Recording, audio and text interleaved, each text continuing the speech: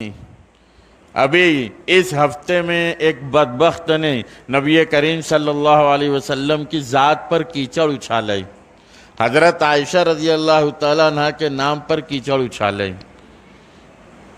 تو آسمان کا جو تھوکا ہوتا ہے وہ آسمان پر نہیں جاتا ہے، کہاں گرے گا؟ اس کے ہی منہ پہ گرے گا۔ آسمان کا تھوکا اس کے منہ پہ گرے گا۔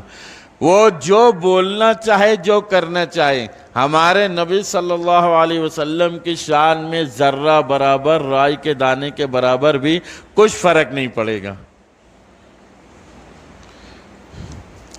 اگر آپ نے 6 سال کی عمر میں حضرت عائشہ سے نکاح کیا ہے، 9 سال کی عمر میں رخصتی ہوئی ہے، اور حضرت عائشہ کی عمر 13 سال کی تھی، پیغمبر علیہ السلام اس دنیا سے پردہ فرما گئے،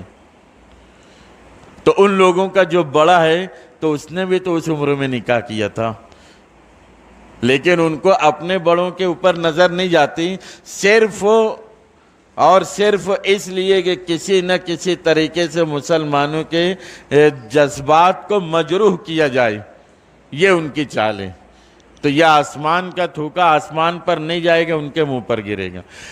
ملک عرب کے اندر بچپن میں نکاح کر دیا جاتا تھا،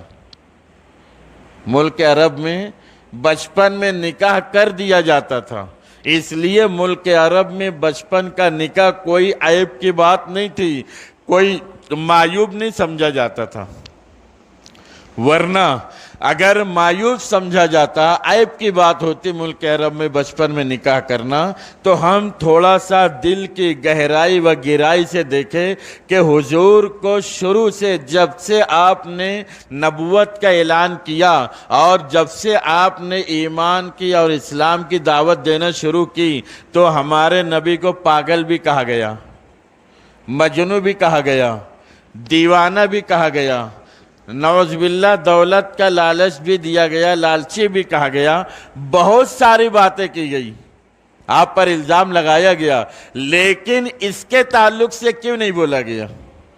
کہ آپ نے 6 سال کی لڑکی؟ اس کے تعلق سے کیوں نہیں بولا گیا؟ اس لیے نہیں بولا گیا کہ وہاں پر تو یہ بات عیب نہیں مانی جاتی، معیوب نہیں سمجھی جاتی، یہ ملک عرب کا دستور رہا، اور قرآن و حدیث اور فقہ کی کتابوں میں ہے کہ اگر کوئی شخص، کوئی ماں باپ، 2 ماں باپ ہیں، ایک کا لڑکا ایک کی لڑکی ہے، بچہ اور بچی 2 سال 3 سال کے ہیں، وہ اس وقت بھی اگر ان کا نکاح کرنا چاہے تو کر سکتے ہیں، بدائی بالغ ہونے کے بعد ہو جاتا ہے نکاح، تو یہ کوئی عیب کی بات نہیں ہے۔ پیغمبر علیہ السلام نے نکاح کیا، اچھا اس کے اندر ایک حکمت یہ بھی تھی کہ آپ نے جتنی بیویوں سے نکاح کیا، کوئی بیوہ تھی، کوئی مطلقہ تھی، برابر ہیں۔ حضرت عائشہ رضی اللہ تعالیٰ عنہ ایسی تھی کہ آپ کنواری تھی، ہماری ماں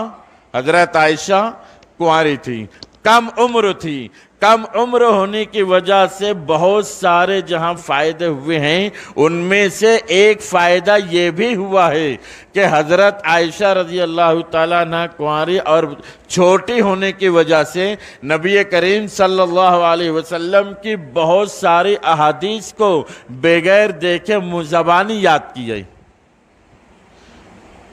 بخاری شریف کے اندر تقریباً حضرت عائشہ رضی اللہ تعالی عنہا سے 2241 یا کچھ حدیثیں مروی ہیں، 2241 2241 یا کم زیادہ کچھ حدیثیں مروی ہیں۔ تو حضرت عائشہ رضی اللہ تعالی عنہا کے یادداشت کہ پیغمبر علیہ السلام کی 2200 حدیث کو زبانی یاد رکھا۔ 3 صحابی گئے اور حضرت عائشہ رضی اللہ تعالیٰ عنہ سے حضور کی گھر کی عبادت اور گھر کی زندگی کے بارے میں پوچھنا چاہا، تو حضرت عائشہ رضی اللہ تعالیٰ عنہ نے حضور کی گھریلو زندگی کے بارے میں بتلا دیا، تو وہ تینوں کہنے لگے، مشکات شریف کی روایت ہے کہ حضور راتوں رات پوری رات نماز پڑھتے ہیں، یہ ہے وہ ہے، حضور کے آگے تو ہم کچھ بھی نہیں ہیں۔ ایک نے کہا کہ میں اب ہمیشہ دن میں روزہ رکھوں گا، دوسرے نے کہا کہ میں ہمیشہ پوری رات عبادت کرتا رہوں گا، تیسرے نے کہا کہ میں اب بیوی کے قریب نہیں جاؤں گا، سوؤں گا بھی نہیں۔ ہمارے نبی صلی اللہ علیہ وسلم تشریف لے آئے اور ان تینوں کی کچھ بات سنی، تو ان کی بات سننے کے بعد میں ان سے پوچھا کہ تم لوگ آپس میں کیا بات کر رہے تھے؟